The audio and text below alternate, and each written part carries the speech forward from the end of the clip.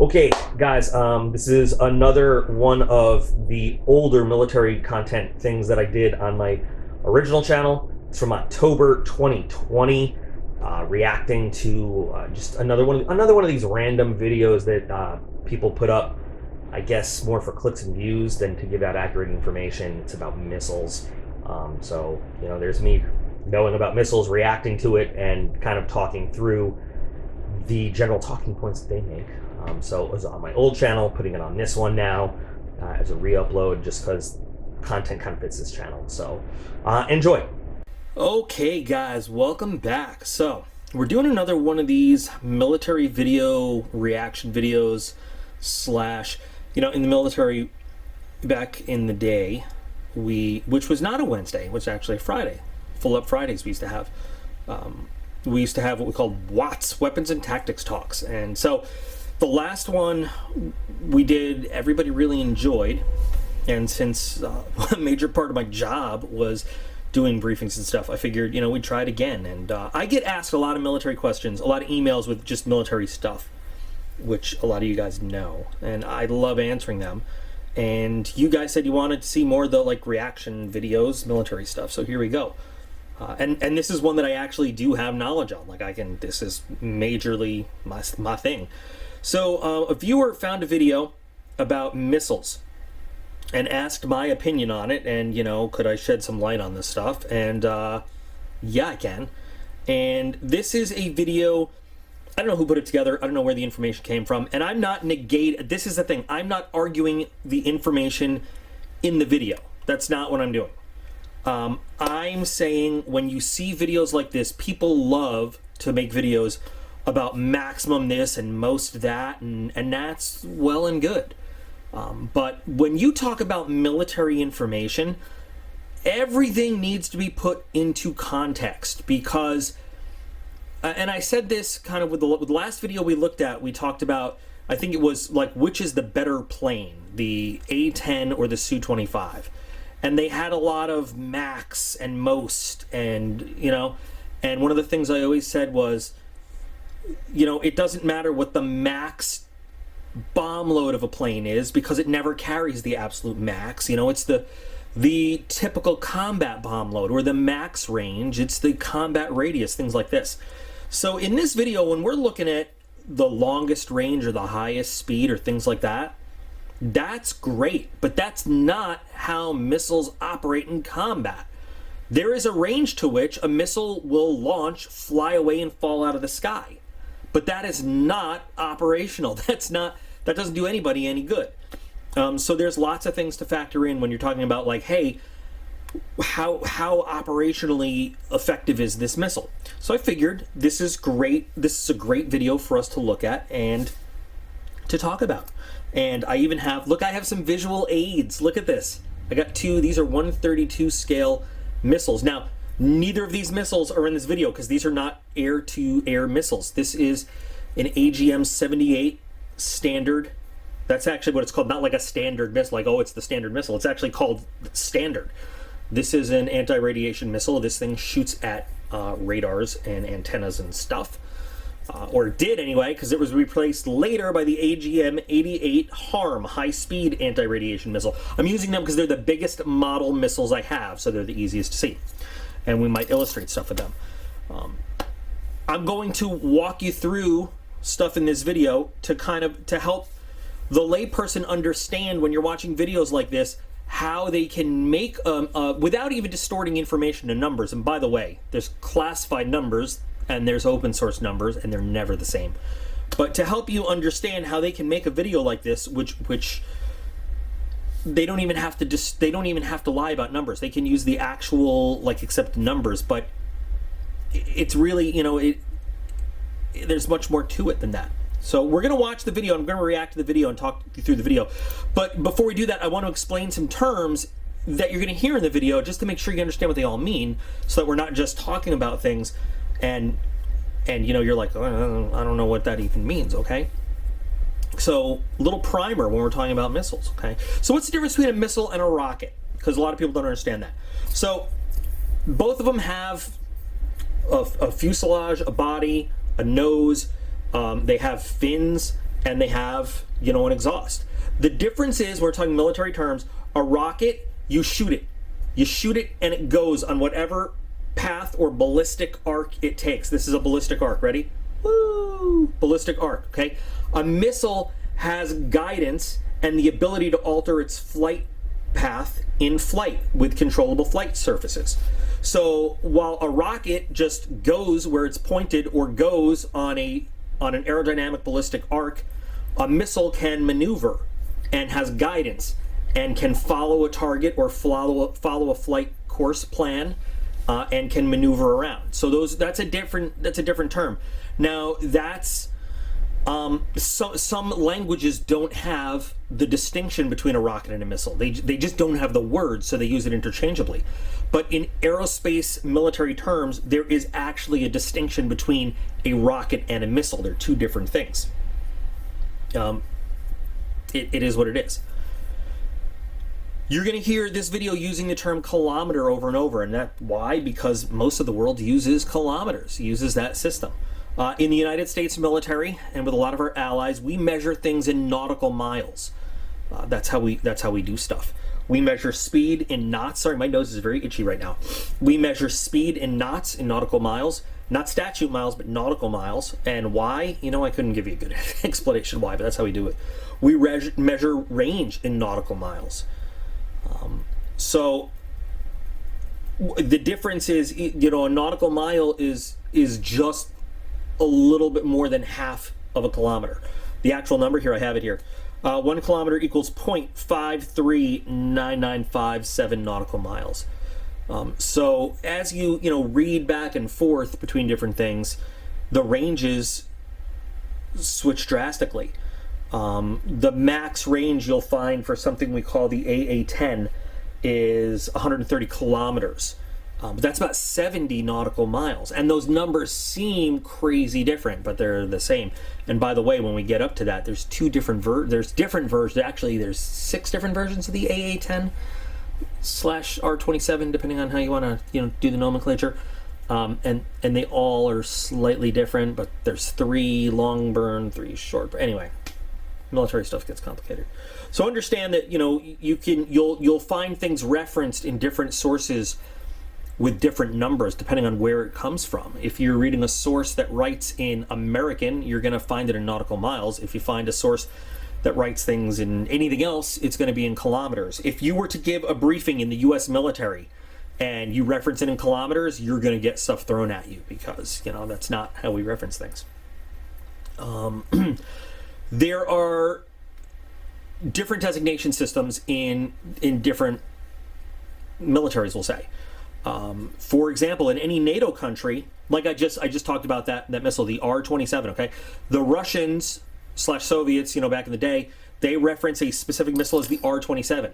NATO doesn't use Russian designation systems. So what would happen is the bad guys would build a missile, and we would assign it, NATO would assign it, a NATO designation, and we designate their weapons according to purpose. So, for example, an air-to-air missile would receive an AA. The R-27 is the NATO designation AA-10 Alamo. That A word, Alamo, for the air-to-air missile. And that kind of makes sense, right? There's a lot of different ways that I, as an American military dude, reference different weapon systems, whereas the rest of the world generally references the R-27. I say, well, that's an AA-10. Now, in my mind, I make that transition automatically. I would never, in conversation, call it, an R-27. But when I see R-27, I instantly read AA-10.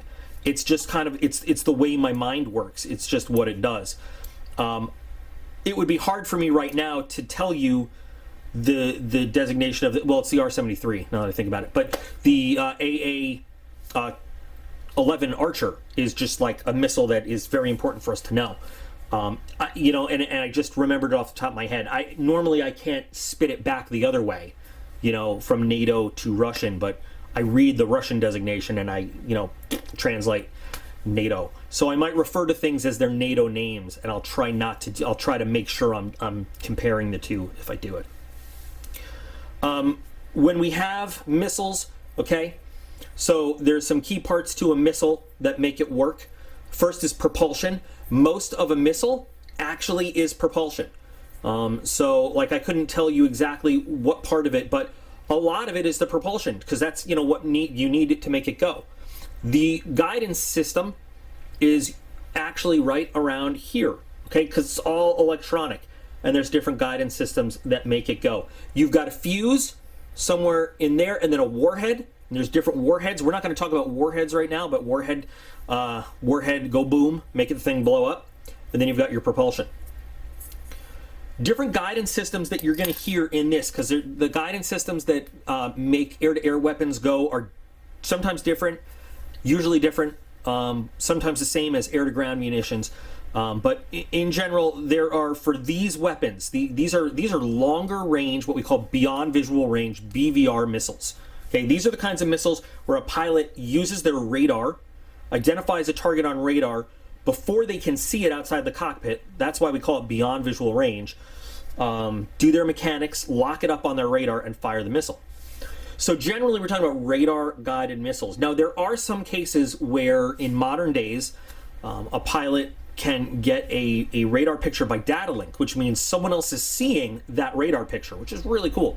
We have a data link, and it is the easiest way to explain data link, if you don't get it, it is internet in the sky, okay? And so if I'm on the ground and I have there's a system called Rover. There's a couple different ways to do it, but I don't want to get too into it. We have the United States, followed up by NATO, have amazing data link capabilities where, different participating units and reporting units.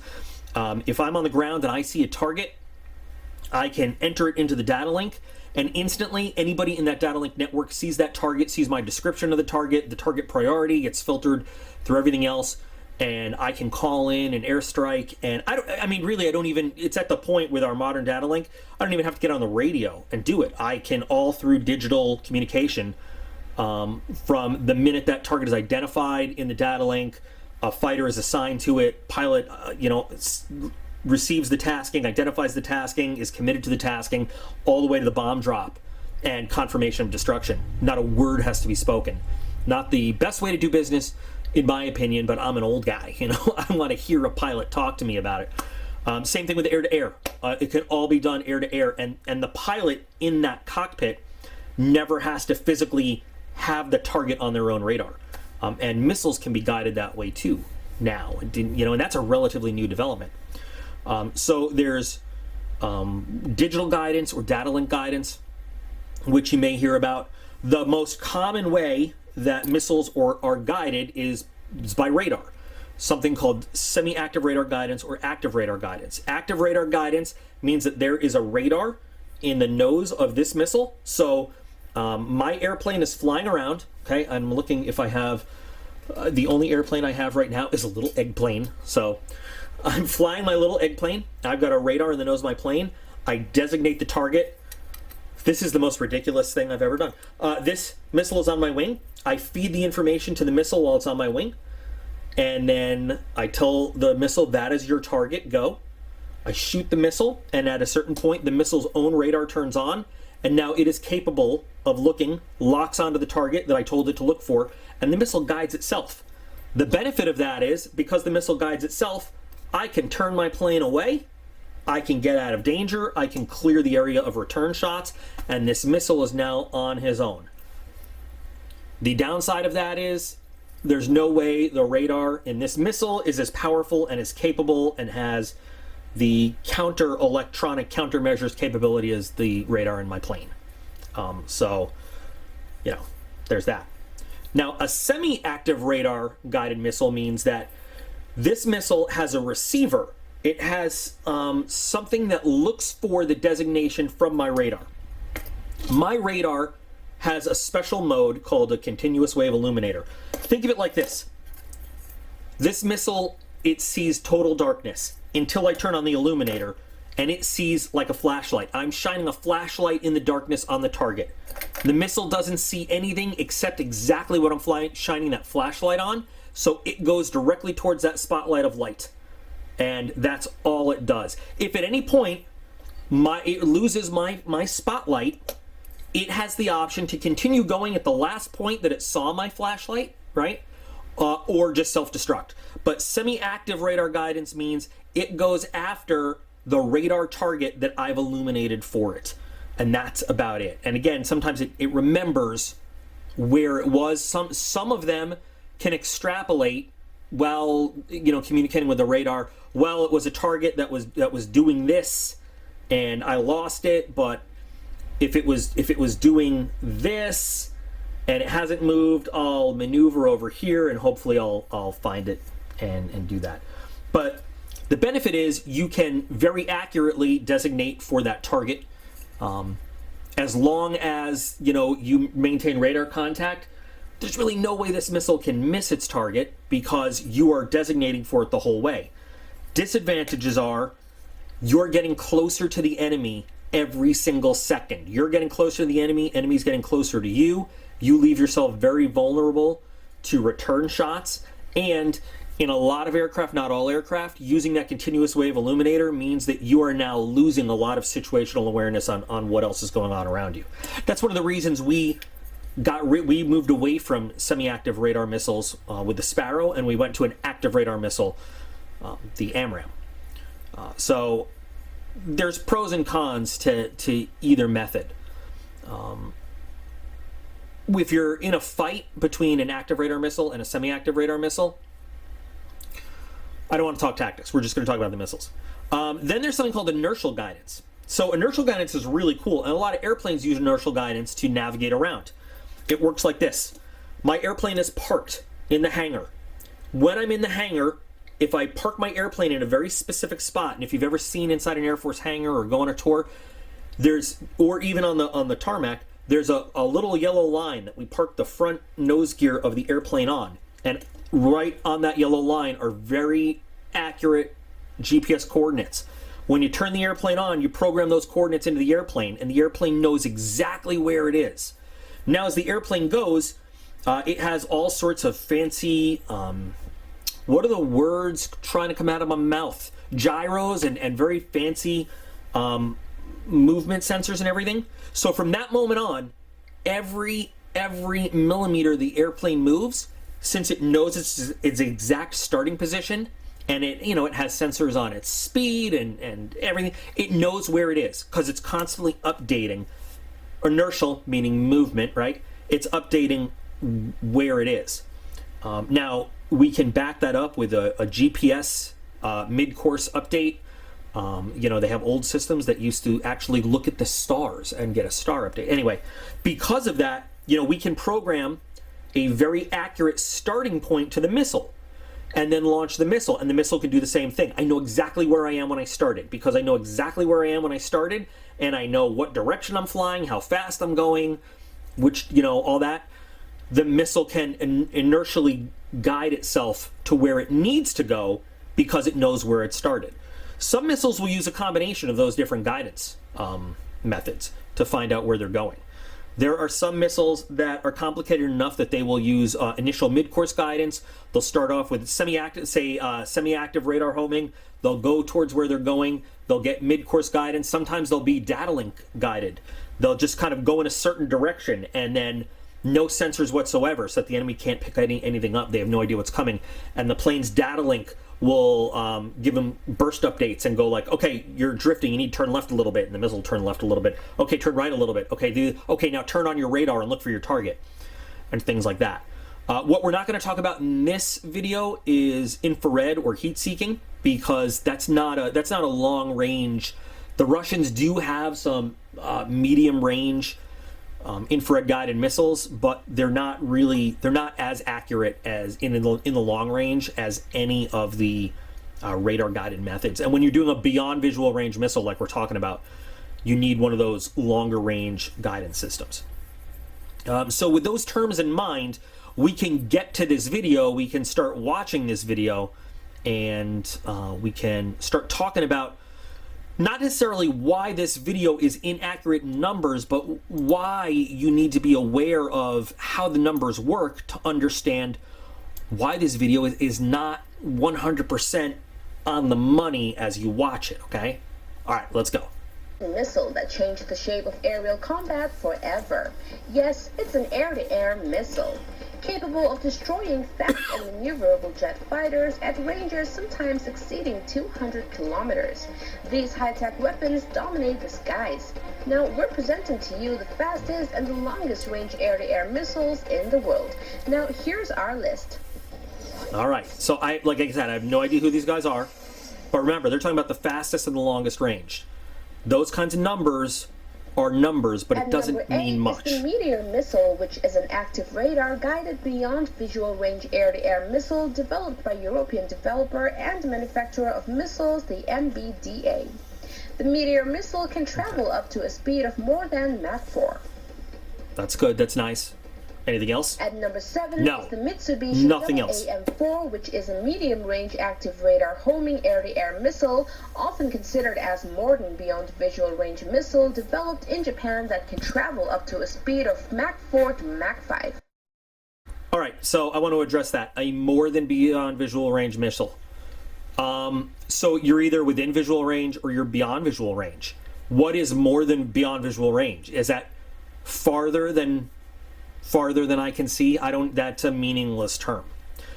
So while we're doing this too, while I've got the video paused, so they said a speed of Mach 4, whatever, maximum speed.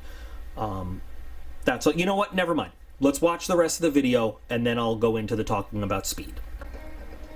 Traveling at a maximum speed of Mach 4.5 is the Vimpel R-27 missile, which is a medium to long-range air-to-air missile developed by the Soviet Union. So that's the AA-10 that I told you about. The Russian Air Force and Air Forces of and the there are Commonwealth actually of Independent States. 6 versions of that missile. Vimpel NPO R-77 missile, also known by its export designation as RWBAE. That's the This missile is a Russian AA-12 medium-range Amramsky. radar homing air-to-air missile that travels up to a maximum speed of Mach 4.5. Okay, just while we're paused for a minute. So the AA-10, the R-27, so this is actually the very widely ranged and very widely used Russian missile. You'll find it on some very late model MiG-23s. You'll find it on the MiG-29 and the Su-27 and the Su-35 and the Su-34. So we in NATO, we designate it in 6 different flavors, okay? So we've got the AA-10 Alpha, Bravo, Charlie, Delta, Echo, and Fox, okay? The C and D models, we call them Chucks and Ducks. Not Charlie and Delta, actually. So you've got the Alpha Bravo, the Chuck and the Duck, and then the Echo and the Foxtrot. The A and B are what we call short burn. They're shorter range. A is radar guided, B is infrared guided. It's a heat seeker. C, the Chuck, is a longer range radar guided. The Duck is a longer range infrared guided. Now remember when I said that you like an infrared guided medium range missile doesn't really work out that well? The Russians do it in such a way that it does work, but you have to get a very specific lock, and the way they do it is it's almost like that infrared seeker is looking through a straw. That's how it's able to lock, and anyway. And then the E and the F are like anti-radiation, basically they're looking for radar emissions. So when you have 6 different versions of one missile, it's hard to compress them all down into a general, this is the speed of, this is the range of, because they all work just slightly differently. And then operationally, of course, you're not going to get the same performance out of them all. So when they just say the Vimpel R-27, I hate when they do this like this. There is no one AA-10. There's,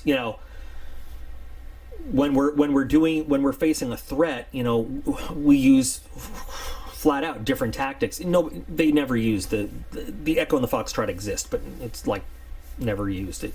But there's very different tactics that we would employ versus an Alpha Bravo threat versus Chucks and Ducks. So just, again, the way they organize these things are more to catch your eye than to be very accurate. At number 4 is the Astra missile, which is the first air-to-air missile developed by India. The Astra missile is an all-weather, beyond visual range air-to-air missile that features mid-course inertial guidance. Everything is terminal all-weather. active radar Every homing. missile they've shown. It can travel up to a speed of more than Mach 4.5. At number 3 is the AIM-54 Phoenix, developed by the United States of America. Which is This not missile used is a long-range anymore air-to-air missile at all. guided I mean, with a semi-active radar homing and terminal phase active radar homing system that travels at a speed of Mach 5. I'm not sure why this is even on the The list. second fastest air-to-air missile in the world is the R-33, developed by the Vinpol. It is a long-range air-to-air. Take a look at that missile picture. That's a model rocket by the Estes company. I have literally built that toy rocket with my dad when I was a kid. I don't know why they're using that picture. I don't know if that's an inside joke. I don't know what the deal with that is. I have no idea. I have no idea what's going on with that. Primary armament of the MiG-31 interceptor, traveling at a speed of up to Mach 5 to Mach 6. And now the world's fastest air-to-air missile in the world is none other than the Vinpol R-30. None other than non-operational. Hypersonic air-to-air missile with very long range. It was designed to shoot down AWACS and other C-41 Star aircraft. Not The C-41. Vinpol R-37 can travel up to a speed of Mach 6. Okay, so that's not just saying it's not C-41 Star. It's C-4I. It's command, control, communications, compute. It's anyway. So number one, the R-33, otherwise known as the AA-9, was the kind of Russian equivalent of the AIM-54, and you know there's that. The R-37 though, otherwise known as the AA-13 Andy, is not an operational missile. It's not actually in service wide scale on any platform, and it's built as what we know as a HAVA killer. HAVA stands for high value airborne asset or aerial asset. Things like they said, like the AWACS, things that are low density, high demand, things that if you were to take out just one or two of them could have a large effect on the war effort. It's not shot at fighters, it's not shot at combat aircraft, it's shot at combat support aircraft. So like I said, tankers, AWACS, reconnaissance planes, like big heavies, bombers, things that are not going to maneuver, not going to try to run away, not going to outmaneuver the thing, and definitely not shooting back at the launch aircraft. So when you're trying to compare missiles that are air combat missiles, and the last page that we saw, strictly air combat missiles, you know, they're trading shots back and forth, versus numbers 1, 2, and 3. Those missiles were designed to shoot down big, fat, stupid, heavy, non-maneuvering targets. The AIM-54 was designed to defend U.S. Navy fleets against Russian maritime bombers. Now, yeah, they've been used against fighters, sure, but they've never been fired against a real competent enemy in any air-to-air combat. The AA-9 has never been used successfully really against anybody in air-to-air combat. And the AA-13 has not been used. So the thing is, when we look at, you know, things about the which is the fastest missile in the world, that is great. But what is it used for? So, you know, the thing about missiles is a missile going Mach 6 cannot turn to catch anything.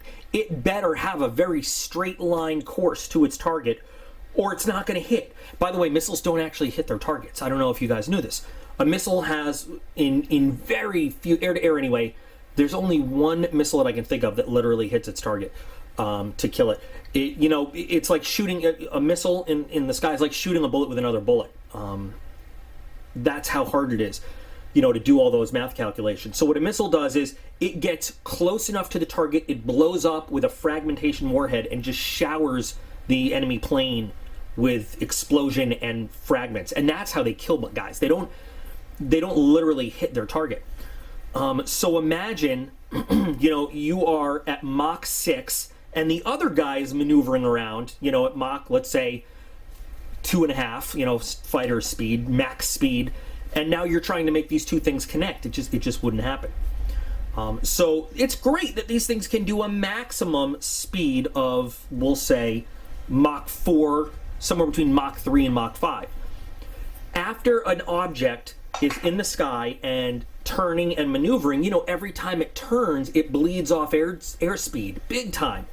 Imagine how many G's a missile traveling at Mach 5 pulls when it turns to catch up with a plane. As soon as it fires, very rarely, I'm just going to say, very rarely are two planes heading nose to nose. Sorry, I don't have a lot of screen to do this with, but nose to nose, perfect symmetrical angle at each other for a missile to take a straight course. A pilot that does that is screwing up. You don't want that. So the missile automatically has to make some turns. And every time it does that, it's bleeding off airspeed. Now here's another cool missile fact you guys might not know. Looking at the screen here, and in movies, you think that there's just constant flame and propulsion coming out of this. This is, most missiles, all air-to-air missiles these days are solid fueled, which means it ignites, it burns, and it's done. The AMRAAM, for example, has a burn time of a few seconds, and that's it. So this thing shoots, goes off the rail, and it's now gliding on kinetic energy. I mean, that's it.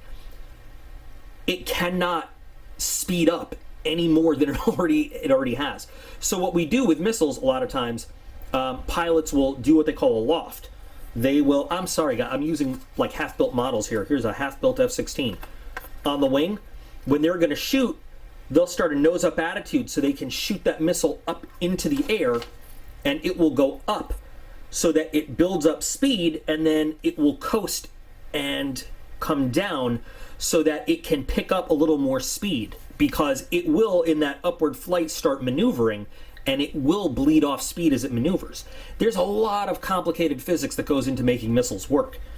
So, talking about what the max speed is almost stupid, because they're not going to hit that. I mean, most missiles will never hit their max speed at all, ever, in their flight path, because the max speed is dependent on a perfectly straight and level direct path to their target, with no maneuvering, with no loft profile, with nothing, and they'll never hit it. The next part of this video is talking about ranges, and that's all good too. We're going to talk about max ranges, and I'll tell you why the max range of a missile is kind of a BS figure anyway. But one of the things I try to impress upon people when they ask me about weapon systems is, a lot of people like to throw around max, most, best. That is a meaningless qualifier for anything. It has very little to do with actual operational performance. Besides, if you could have the fastest missile in the world, if the bad guys have a system that makes your homing system or your guidance system non-operational or useless on the battlefield, who cares how fast your missile goes if it goes straight into the ground or it flies straight by the target or can't lock on, And I'm not gonna get into the beeps and squeaks of that, because I'm likely to blow straight through classification levels when I get all excited talking about stuff. But there's certain flight maneuvers that you can do that will screw with the radar in a missile and mess with it right there. So that's why the max speed is a nice number to know. But there are instantly, from the minute a plane takes off, air density, the clouds, the sky conditions, the altitude. By the way, launching a missile from a higher altitude than your target automatically gives you an advantage in both speed and distance, regardless of your missile. When we talk about max range, if you get a 10,000 foot advantage on your target, you've now increased the max range of your missile simply because of physics and gravity. Because even if your missile runs out of kinetic energy, it can now coast and glide. So that, anyway, there's 100 things that go into combat that people just never take. I love this stuff. I could talk about it forever. It was my job. So anyway, let's continue on, and let's now talk about the best, longest range missiles, huh? And now let's move on to the top 8 longest range air-to-air missiles. At number 8 is the Vimpel R-27, which was just mentioned a while ago, the 6th fastest air-to-air missile. This missile can go up to a range of 130 kilometers. At number 7 is the NBDA Meteor, going up to a maximum range of 150 kilometers. The Raytheon AIM-120D AMRAAM is at number 6. I can't stand people This that is an American beyond visual say those range letters air-to-air instead of just saying missile AMRAAM. capable of all-weather day and night operations, which goes up to a maximum range of 160 kilometers. At number 5 is never mind. the AIM-54 Phoenix, which has got a maximum range of 190 kilometers. Now remember, these numbers are quoting are fly away and fall out of the fourth sky longest numbers. range air-to-air missile is the Vimpel R-77, which goes up to 200 kilometers maximum range. And they're wrong if they're saying At number the 3 12 is goes the farther than the RWB, AMRAAM. which has a maximum range of 304 kilometers. At number 2 is the R-37, which has a maximum range of 400 kilometers. At number 1 is none other than the Nevada K-100. This is an Indian-Russian air-to-air missile designed as an AWACS killer. This missile can go up to a maximum range of more than 400 kilometers. Also not operational in any way. So that, guys, was the list of the top 8. Okay, so there you go. So, there they say are the ranges. And they list 2 missiles that are not actually serving operationally with any actual operational squadron. That's great if we want to put test platforms on there. So when we're talking about weapons and we're briefing them, we have maximum range, we have kinetic ranges, we have effective ranges. There is a range to which, like I said, a missile will fly off the rail and go in a straight line and then just tumble out of the sky. Doesn't mean anything. And like I already said, you can improve your maximum range by flying higher. You can improve your maximum range by flying in different weather conditions. Your maximum effective range at which you can launch a missile, if you have a target that is what we call hot, meaning flying towards you, you can launch your missile farther away because that bad guy is hot, which means he's closing the distance. He's constantly getting closer to you. If the bad guy's flying away from you, that missile range becomes a lot shorter because not only does your missile have to close the distance between you and the bad guy, but he's got to chase that bad guy down to get to him. So it's like double the range. So all of a sudden, a lot of things come into the range factor. A maximum range without giving the context is meaningless. And then again, that's straight linear range. Okay, so the distance between me and the bad guy might be and I'm going to use their numbers. I forgot what they said. It was for the numbers were wrong in that. Well, the numbers were skewed. There's no way an AA-12 has a longer range than an AMRAAM in combat. But the numbers might be, just for argument's sake, they say 100 kilometers for whatever it happens to be. I like this one. I'm going to use this one. It might be 100 kilometers, and there's only 80 kilometers between me and my target, but it's maneuvering. So my missile has to maneuver to catch to the intercept. And guess what? It's not just the physical range, but it's the energy stored in this missile. And we already said it's burning that energy up. So it might be within range, but it's not within range in terms of energy in the missile. There are certain ranges within which you can, it's known, and we have intel on stuff. Bad guys can launch a missile, and if you turn and go out, which means you kind of basically flip a bitch and go 180 and go out, you can defeat. We call it kinematically defeating because you don't have to use any electronics, you don't have to use any countermeasures. You can defeat that missile purely by turning around and running away. There is a missile, a point at which when that missile's launched, you can kinematically defeat that missile. And how do we know? There's different ways we know. There's different maneuvers that pilots will make when they launch missiles to do things, and we can kind of observe those. Sometimes there's different ways to know. Okay, so there's kinematic defeat ranges. Sometimes there are ranges where if you launch a missile there's nothing the pilot can do. There's, unless they are able to defeat the guidance system in the missile, they are dead. They're absolutely dead. So even though there's a maximum range on that missile, our pilots are not trained to just train monkey, push button, get banana. They fly with discipline, and they fly with tactics, and they fly well inside of the maximum range of the missile, because they don't want to just press the button and risk the missile flying out of the sky. They want to, every nautical mile closer you can bring that missile to the bad guy increases your PK, your probability of kill. And believe me, missile movies make missiles look so much better than they are. The only thing in the world that has a probability of kill of a solid 1 is the ground. Okay. And the probability is, a percentage. So 1 is the best, by the way. Now, I've had to explain my joke, and it doesn't make any sense. If they can get that missile to within a certain point and fire it, even if the bad guy turns around, maneuvers or whatever, that AMRAAM's going to kill him, no matter what. Because there's the maximum range, there's the maximum effective range, there's the kill, there's the no escape range. And when you watch videos like this and they like to give you all these big numbers, they don't really tell you the full story. They don't tell you everything about it. By the way, there's the range of the missile in terms of the propellant. There's also the range of the missile in terms of the guidance system. You can shoot the missile from, 1,000,000 miles away if that's what the propellant lets you do. Does you no good if the brain of the missile can't see the target. And sometimes, there's, it happens. There's a few missiles out there that can shoot farther than the host radar's aircraft can see. So, the missile may have a really great range and, it sounds really, really good, but guess what?